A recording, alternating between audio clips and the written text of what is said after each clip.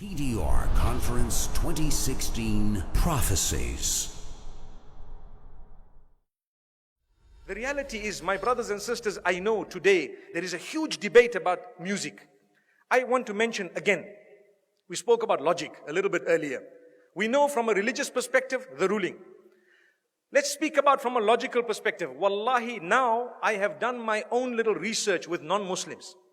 And I have asked religious non-Muslims, I'm talking of Christians and Jews and Hindus, etc., naming top pop stars from the music industry.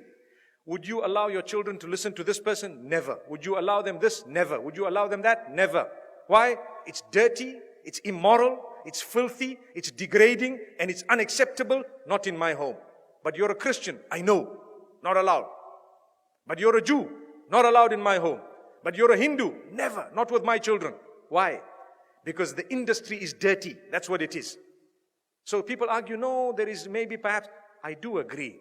Perhaps the duf is permissible within certain limits. Within certain limits. Perhaps if you are singing an Islamic song with beautiful meanings, perhaps within limits, there is a certain permissibility. But here I'm speaking of the musical instruments and the music industry, whereby people start shaking. I don't even know what. It comes naturally. They say it's natural. It's not natural. It's shaitan's way of controlling you. You listen to the beat continues. You start tapping your finger, you start moving your head. A little while later, you start moving the top of your body, and a little while later, you start moving the bottom of it. May Allah subhanahu wa ta'ala forgive us. And the words have become so dirty, my brothers and sisters, that it is a sign of the hour. And people say, nothing wrong. My brother, you have a beard that reaches the ground and you're still bopping. Astaghfirullah. May Allah forgive you and forgive all of us. You cannot do that. We need to be careful. I want to teach you something very, very beautiful. Why don't you replace that with the Quran? Melodious recitation. Listen to Ra'ad al-Kurdi. Listen to anyone else that you would perhaps like, Sa'ad al-Ghamidi. Beautiful recitals of your choice. Abdul Basit, Abdul Samad, whoever else you like. There will be so many people. Replace it. It's beautiful. It's soothing.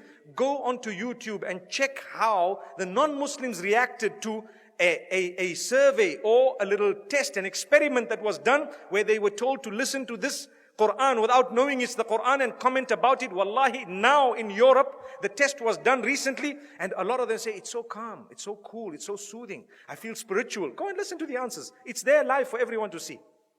And we Muslims who have the Quran, we are not achieving any soothing, no comfort, no nothing from this. How and why? Surely you can replace it. I would rather be resurrected and arrive in the presence of Allah subhanahu wa ta'ala, having known as a person who gave up dirty music for the words of yours, O Allah. I didn't want to listen to all of this. I gave it up. I know there was a debate about halal, haram. I do know the majority of the scholars said it's not permissible. I do know some of them said, okay, within a certain scope it's okay. But remember, those who say within a certain scope it's okay, none of them say that the musical industry of today is permissible. Not even one of them.